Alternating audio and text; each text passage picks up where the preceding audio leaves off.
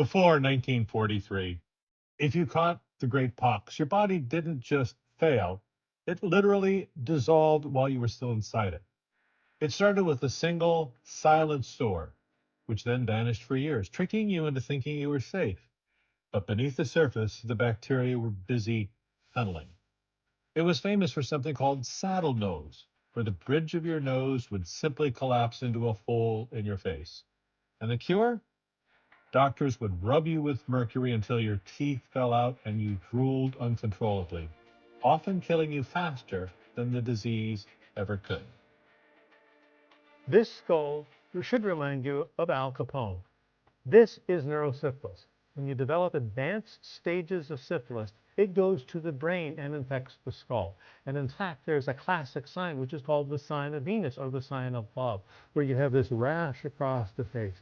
And it's one of the causes of early dementia. I've actually diagnosed 2 cases of this in my lifetime of individuals who had what they thought were early dementia, but it came from an advanced stage of untreated syphilis.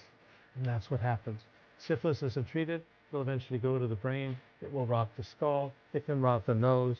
And in the early days, when we had no treatments of syphilis, people would have parties of those who were syphilitic, so they would get together and they could date because they knew they couldn't get infected from one another because they already had it. Today, syphilis is simply cured with 2.4 million units of penicillin shot into your bottom, usually a couple of times.